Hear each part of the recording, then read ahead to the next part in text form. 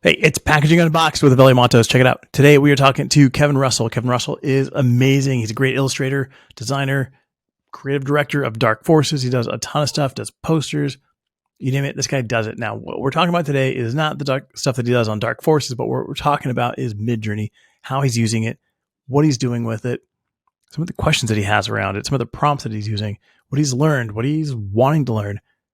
And I kind of do the same thing. I got a ton of questions around this thing. I've been using it a ton. I've launched Packaging AI on LinkedIn. If you're following me, that's awesome. If you're not, go follow me. But we're going to figure some things out. He's going to share everything that he's learned. I'm going to share what I've learned. That anything that you have questions about, throw them in the comments. Just throw them down below. And if you're listening to this versus watching this, go watch it. We've got Kevin Russel from Dark Forces. Give us a quick rundown on who Kevin Russel is. I'm a London-based designer, and we've been in advertising for 25 years, I suppose now. And in 2012, I set up on my own, and I'm trying to sort of pursue what I enjoy doing rather than what somebody else wants me to do. I'm kind of in that space at the moment. I want to do more of that. So I think the AI thing's coming on quite naturally, and it feels when those areas like when the internet first started, it feels like you need to be there. You'd be crazy to keep out of it, and we don't know where it's going to go. We don't know how it's going to land. We don't know if we're onto a small window of opportunity here, and it might be closed quite quickly in some respects because of the legal issue. But who knows? At the moment I'm playing, I suppose, and experimenting and seeing what pops out the other side, but with the goal to kind of make it usable and relevant, and because there's an awful lot of noise out there with this at the moment. And people playing, and it's all a bit kind of up in the air and not very directed. So I think this is a great tool for like an art director and a creative director to use, because you've kind of got the vision to create something at the other side, rather than lots and lots of kind of anthropomorphic creatures, which we're seeing loads of at the moment. But and how are you using it as well? Yeah, so I'm focused on just packaging design, right? So my everything I do is packaging, and it's kind of the same thing, right? It's like I can pull a brief and I can throw the brief in there, like some keywords of the brief, and it'll give me like a quick mirror of, is this what you mean? Yeah, right. Because it doesn't care. It has no, it's got no bias. It's just these are the words. These are what the words that you typed in mean here, right? So like when you get a brief and you've got certain terminology in there, people have different, they attach different visualizations to some of these different words, so and it might be different from yours. Yeah, I mean, my experience is it's kind of like it's a little bit fumbling around in the dark in some respects, and and you don't know quite what's going to happen, but you quite often you have a vision of what you do on the other side, and that's not always quite a good idea. Sometimes it's quite good to leave it reasonably broad and to see what happens and see where it takes you. But you do need to have some kind of idea of what you want, I think, before you go in. If you go in there, you could easily spend, a whole evening, a whole day, just wowing yourself into kind of into nothing land. But because it is jaw dropping, and now and again you get those moments where you do something and it comes out, and you do genuinely lose your breath on it. You're just like, wow. And I think those moments are kind of where where I need to be, but also directed as well, And I was playing with it last night, and I was doing some infographics, because I'm not really trying to do that, and it does it really well apparently. And you can see the link now from there's that point you get to as a designer where somebody once a client's hungry for something, but you haven't got enough time to kind of feed them the thing they need. And I think doing something like this is and creating a very quick graphic which expresses what you need, and they can go, right, I can buy into that. And can you do that before X amount of time? Yeah, I can do that. Right. I've got the re-artwork and everything, but I think that's a really important space as well at the moment. Is that kind of just quickly getting an idea, but a designer has to deliver on it as well, not just come up with the first bit. Yeah. No, I think that's the challenge, right? Is where to use it. It is a tool. It's like where to apply it, where not to apply it. But I'm seeing a bunch of AI with the cross across it. No AI. Yeah, yeah. sentiment going around from designers, and then surprisingly, a lot of young designers, which I would think the younger designers would be like Well, all into this, but they're maybe. like, yeah, I've just seen a lot of anti AI sentiment. You can understand it. I can understand because we don't know really where this is going, and I can see it from a younger person's perspective as well because they're coming into this, they haven't got an established career, and if it doesn't go their way, it kind of takes the rug out from underneath what they're doing. Um, Hmm.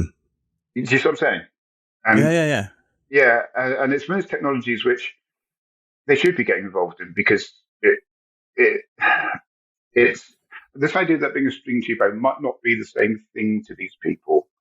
I think from a creative director perspective, somebody who can work out what he wants, she wants, and and to visualize it and make it happen, you'd usually have a team of people to help you do that.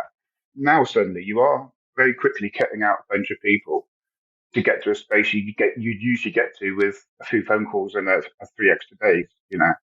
Um, I can see it from their perspective. I can see from an illustrator's perspective as well. Mhm. But you might want to call upon them once you've established what that idea is, and then go, right, I need somebody to now actually execute this really, really well. Because I've not seen anything really from AI which you can use as artwork, Right. which you can actually take away and go, yeah, this is the finished thing. This is what we're going to use. We're going to Yeah, upscale it and we're going to make it look really cool. There's always problems, you know. And I think you yeah, do need to have an eye over that, which is a creative or illustrator. So there's lots of scope and space there, but I can completely see them worrying. I've even started. I've made up a little graphic as a little beating heart, which is an AI3 heart I put on some things, which is more tongue in cheek than anything. But it's yeah. a fun thing to point out to people rather than try to sort of knock out what's happening as a new technology. It's probably better to um, to celebrate what we've already got. So these two things can be sitting side by side. Yeah, one's Yeah. AI and one's real life art. And Right. I think it might get to that point. And I made an analogy. I can't remember what it was now. When they invented um, natural diamonds, were a thing for De Beers, obviously, Mm. and when human-made diamonds come along, it was a worry for them. But it turned out the human-made diamonds, which we can make easily now, were so perfect. Everybody was the real thing still, so it didn't affect Yeah. the beers at all. In actual fact, what it made it do is actually increase the the um, the value of natural diamonds. So it may be that sort of scenario we end up in, because you might get to appreciate the human element rather than the AI thing, because you can it you can make something happen on it, but you can't always focus it, And Mm. you can definitely spot a piece of real human art as well at the moment. Yeah, I see like the big challenge at the moment is that AI has been trained on certain artists, right? There's a whole list online. There's a Google Doc that tells you all the artists that that have trained this and that haven't. And I Yeah, don't say that the artist trained it, but that have been trained on these specific artists because nobody's given consent, and that's the legal side of this. yeah. So on the flip side of this, like, how does it feel if somebody starts using prompts and starts training this on Kevin Russell, right, on your illustrative style, Yeah, yeah, um, yeah, and starts generating, art based on what you do? yeah, yeah, yeah. I mean, that is, if you are one of the bigger artists, that is definitely a problem for you, you Mhm. know. And then what happens after that? Once does it turn into a sort of a mirror, pacing to a mirror when you get more art out there, which is not Mhm. named by that artist, but it's still out there in the ether? What happens to that art? Does it become more sort of softened, rounded? Are we going to have a fresh pool of people wanting to feed into that pool of new art? Mhm. Does it stop? It's You can see why people go, well, what's the point in some respects? Because we've got to the point now where everything's in the mix. Yeah, Yeah. we've got what we need in some respects, and we can Mhm. pull up the drawbridge. Are we there? Hopefully not. Yeah. I know there's legal things happening at the moment, but I've not got my finger on the pulse on that one. And I think they're challenging Midjourney's the model. And I think because it has been taken from the internet and scraped from multiple Yeah. artists and things, there's definitely something there to be happening. They've definitely got a really strong legal case if that's their work, and you can actually link it through and show people the visual similarities. Yeah, it's a problem. How do you feel about that? How do you think that's going? Yeah, I see both sides, man. Right, as Yeah, a designer, if I wanted to, if I'm in the early stages of a concept and I want to see what it would look like through the eyes of, I don't know, pick, Dolly, whoever, yeah, and it gives me some variations of that style. If he were alive, if it's a living artist, I can then go, hey, this is what I want to do, and I can make sure that they're the right person I'm bringing on. I can try out multiple people versus reaching out to them and being committed to one person, and then realizing, maybe this isn't the right thing. So it gives, that's the benefit that I see. On the downside, of course, for that artist, they're like, oh, well, you're able to basically create at some point, this will be able to create, final version types of at least, at least print, flat print ads and, website layouts and stuff like that. So, that part does suck. Yeah, it does suck. And I think when it can work out how to do copy, which won't be long now, we're talking probably less than a year when it works and do for sure fonts and copy and really accurate fonts and really accurate copy. And you plug it into another module which actually writes a copy for you. So you write your copy. Well, you don't write your copy, you get an AI to write your copy for you.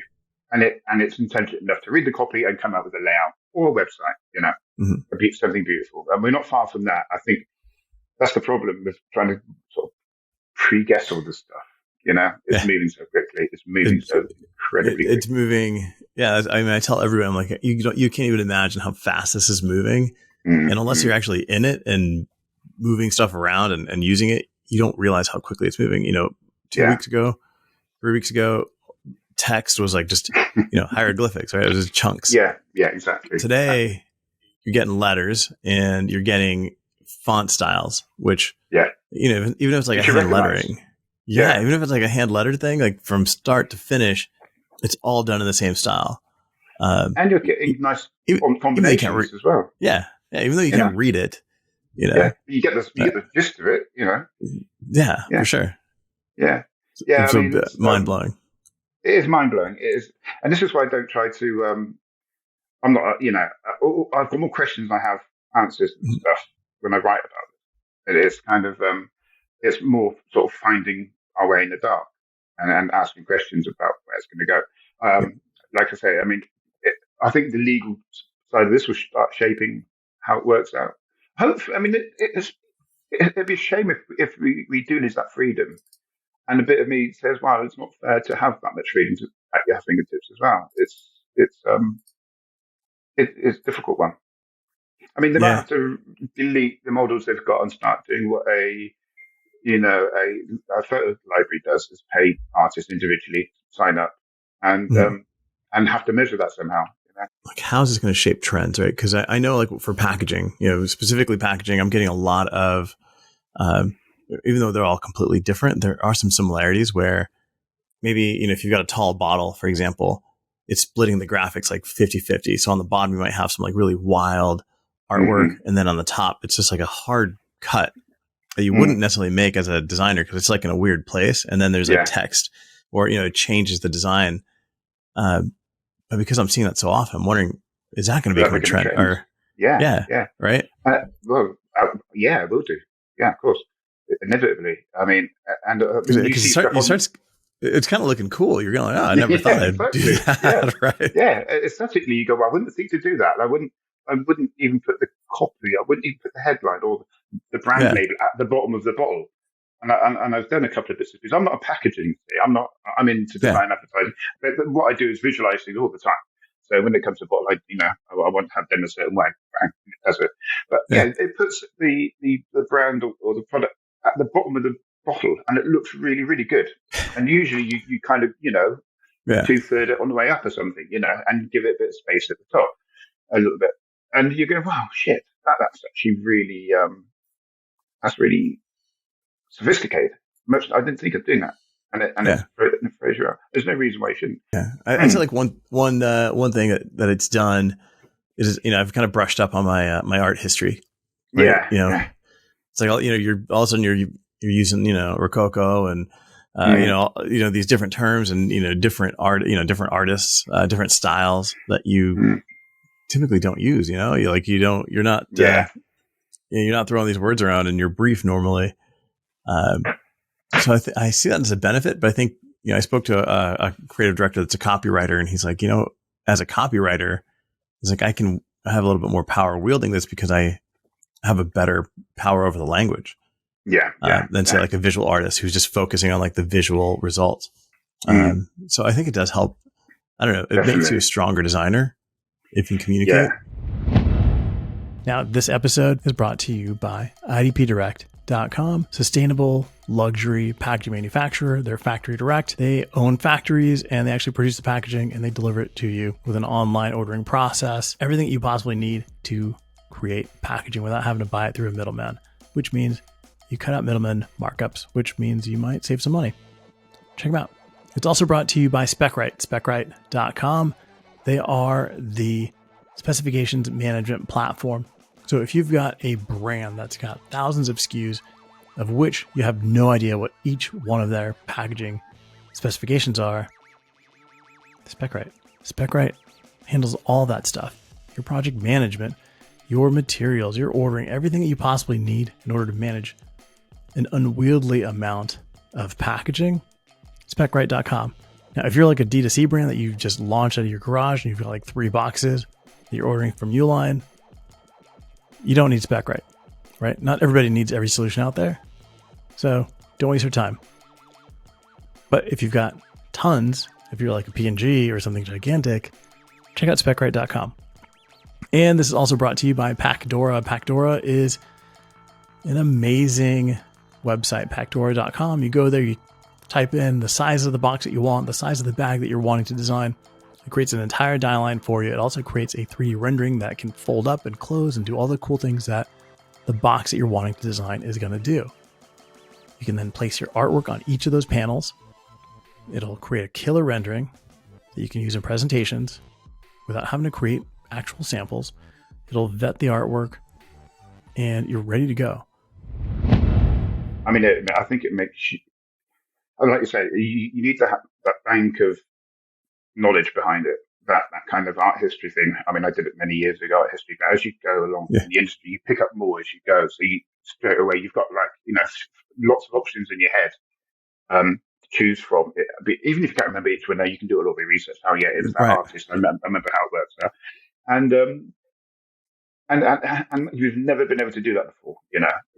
It's been trying to explain to somebody, and then given the artist, and it doesn't really do the job and actually showing them what it's supposed to look like.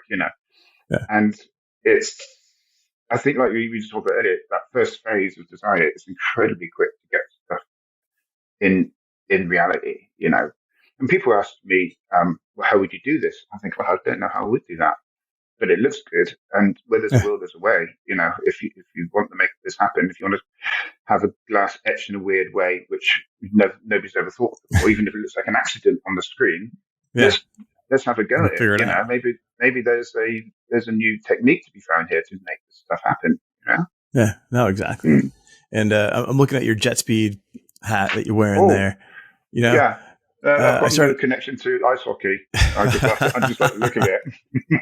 No, cool, man. No, I just I started doing mock-ups in AI, right? Yeah. So you can type in a type of a hat, and it'll knock out like a white mock-up on a white background or a dark background. Yeah. And it's easy enough. You can just throw those into Photoshop, and now you can use that for mock-ups versus having to go to a mock-up. Find some weird free mock-up site that you don't know how many viruses you're downloading, or you're paying $20 for a mock-up. So there's definite use cases like at the moment, and the hats I've downloaded have, you can see the threads, you can see the weave in the cover, and it's crazy. It's insane, like the quality of detail. Yeah, I've been doing board games. I don't know if you've seen any of those I've been doing. It does board games really well. You never get to do them. I've never done a board game in my life, but the way Mhm. the detail and A what? A ball? so board Oh, game. yeah. Yeah, sorry, yeah. And I did one for. I just pulled a kind of a theme, and I decided to use Sun Tzu's Art of War as an idea because it lends itself really well to it, and it just came through amazingly well. I mean, without too much tweaking, it just nailed it immediately. And suddenly, if you're trying to get funding for something like this, and you're on a kind of funding site, to suddenly have this at your Yeah. hands and people can visualize this, they buy it on the strength of the graphics alone quite often. So what was what did you expect it to look like? Because what is delivered is so complete. It's insane. I didn't expect that. No. Um, I think my first thing was just board game and photorealistic, and I think it was Unreal Engine I put in there just to sort of tidy up the ends and it did all the extra bits, added the cards, added the lighting or most of the shading, all that sort of stuff. And you have people contact me say, I buy this now on the strength and look of it. Yeah. Yeah. Yeah. Because you've got one here. It looks like it's got like some kind of a lizard line on the top of it, but yeah, you've got like it shows you the box. There's type on it, and you've got all the cards, all the playing pieces. Yeah. I could never. Get an idea to tie it all together now. Yeah. Sometimes looking at these things, the ideas come anyway. I've been playing with just like creating world building in films as well. So if you do that, if you're a costume designer, looking at the character, so you ask for a character or you put in an idea of a character, and it does the costume. It does the costume so beautifully, and it fits in so many ideas, and it even puts the scenes in a beautiful way, and the cutting or panels and material in perfect places, which kind of look really beautiful. If I think that's one industry we're going to see affected enormously is the movie industry. Yeah. We're going to see a massive change there. I think we're going to see, especially for things like sci-fi and fantasy and all that kind of stuff. It's going to blow our minds, I think. Yeah. No, I mean, I'm excited. I'm looking at some like the motorcycle that you put together. You've done a bunch of vehicles. Yeah. And they're all like, I mean, these are just, these are beautiful vehicles that are on just a white backdrop. It's not like a seamless background, which at the moment are the most impressive, I think. Like when you get like a beautiful image on a seamless white background, because everything is so cluttered right now. Exactly. It seems really precise. That's where an art director comes in and they clean it all up, and you've got in your head, if you want those small textures to pop, and you want people to notice, then you clean up everything, and you put it in a kind of a really sterile environment, and it kind of it just looks really cool, especially if it's a little bit falling to pieces, a bit rusty and all that sort of thing. That was I've been really into Chris Foss, which is the designer from the 70s.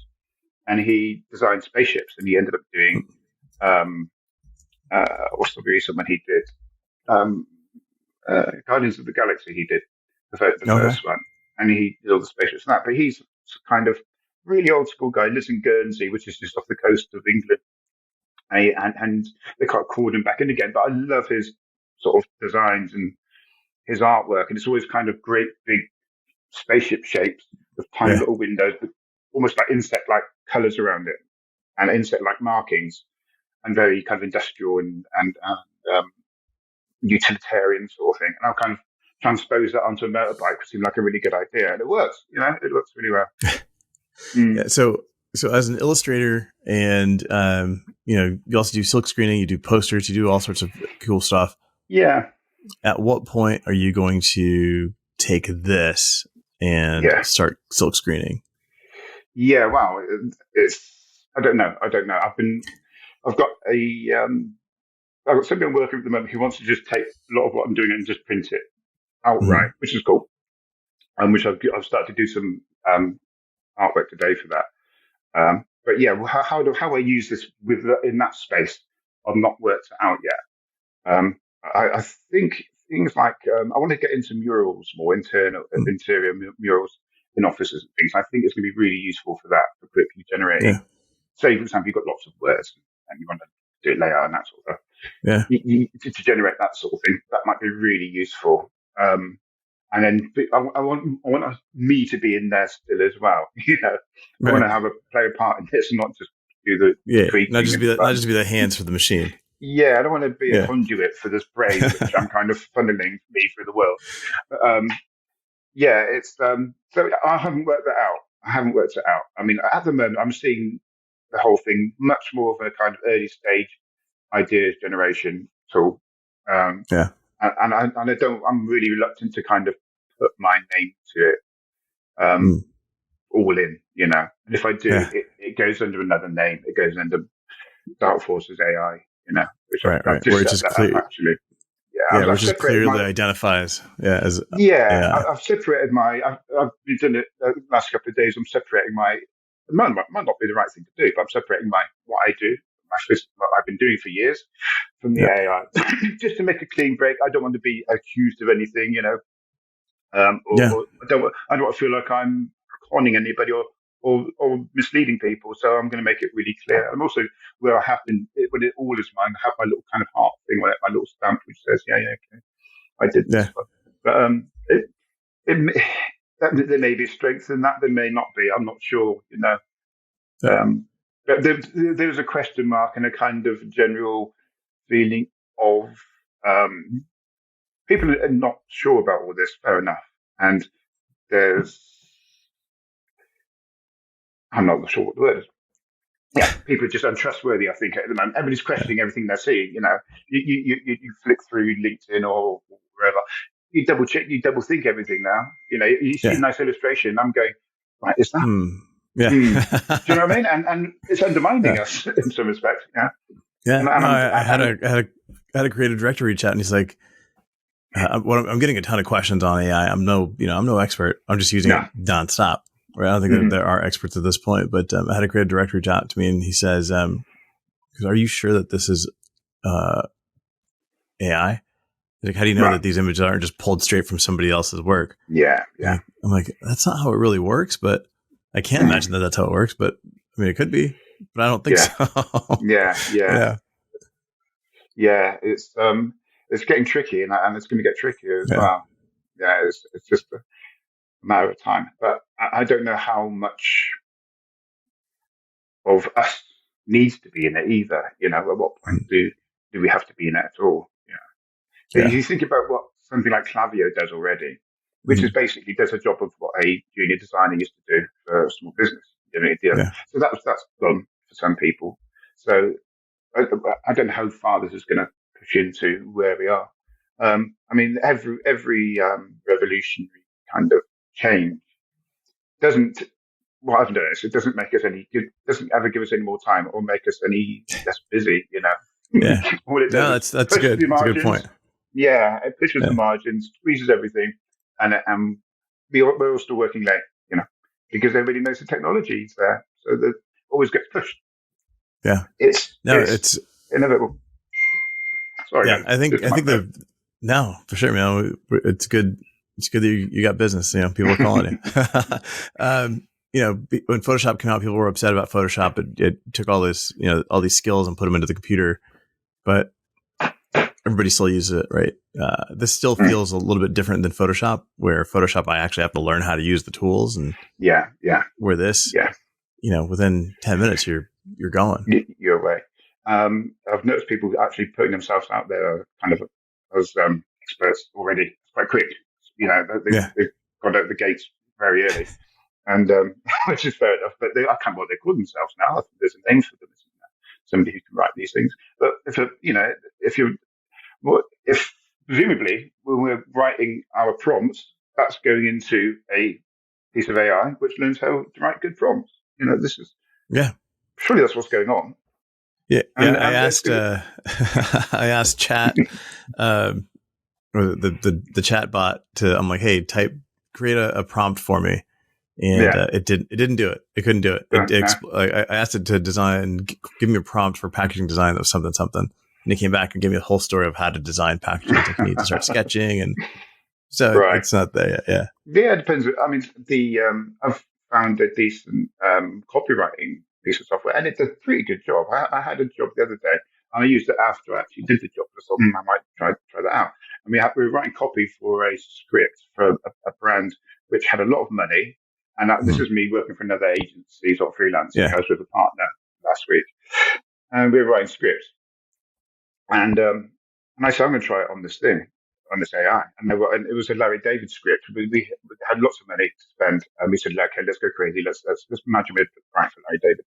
And I just wanted a scenario written up very quickly, and it really did get the tone right, and it got Larry David's sense of humor bang on.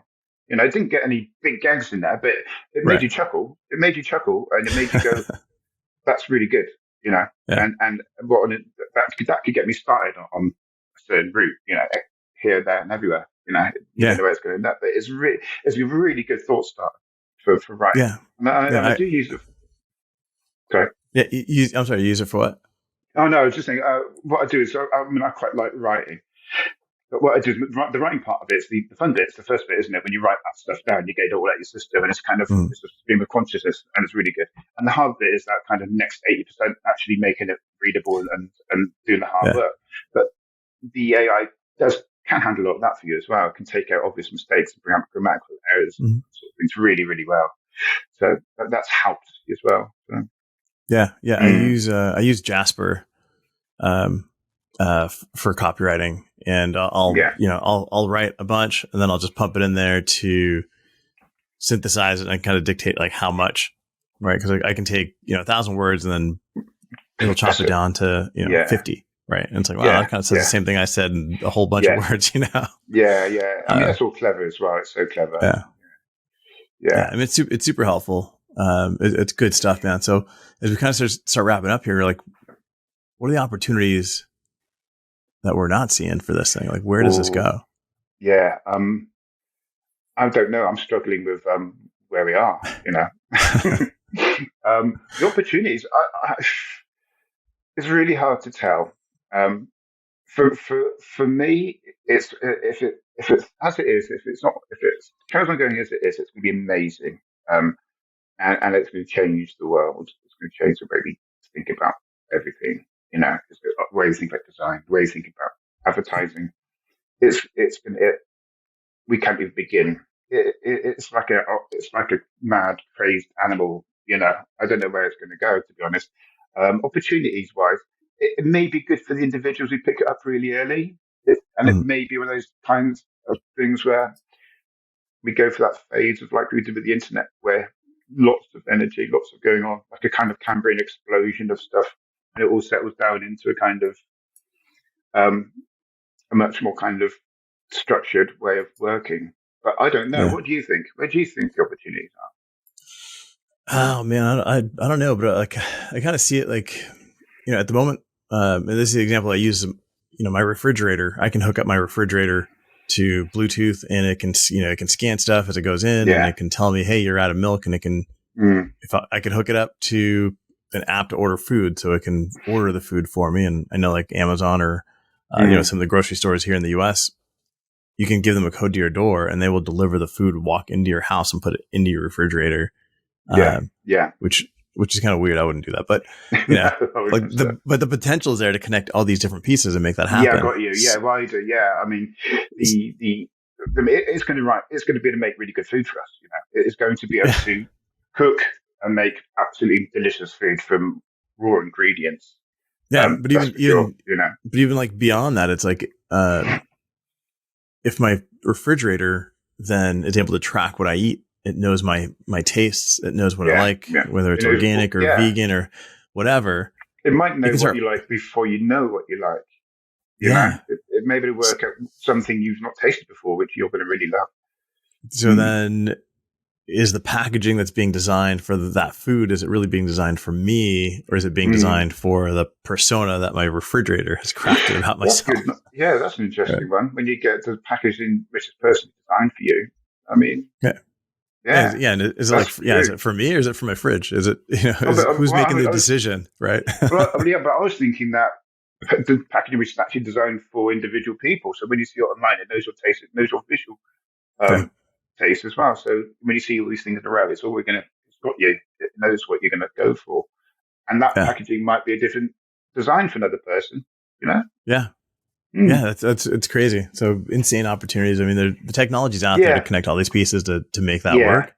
yeah, It's yeah. It's just, will it go that way? it's how it's linked, isn't it? It's like an iPhone. Yeah, I used to make phone calls, and then you had a accelerator to it, and suddenly it's something else. Okay, it was a lightsaber the first round, but then they changed, and you could do more with it. Yeah. Suddenly it's got a use, and it can help people, disabled people, know if their grand's fallen over, all that sort of thing. So Yeah. yeah, it's only when you connect these things, it's endless. It feels like at the moment. I wouldn't want to say. Yeah. No, good stuff, man. So just It'll as we change next wap week. up Yeah, here, yeah, yeah, exactly. I mean, it'd it be will good to change chat again next another time. week. Yeah, but it Yeah. would be great to chat again if you want to. I mean, Yeah. it feels like Where this ends up, man. So exactly. if anybody's interested and they want to reach out to you, Kevin, learn more about you, see the AI art that you're doing, what's the best place for them to come? Probably my link tree, because I've got so much going on. That's probably the best place, which is it's Kevin_Russel on Linktree. So if you like Linktree, Okay. Kevin_Russel, and that's where everything is. Thank you very Perfect. much. That's Man, brilliant. this was good to meet you, man. And it's been good to see what you're building online. You're doing some crazy stuff. So I definitely recommend people to follow you on LinkedIn. I'll have Thank you. I'll have all your links in the show. Yeah, brilliant. And those board games that you're doing are Crazy. insane, man.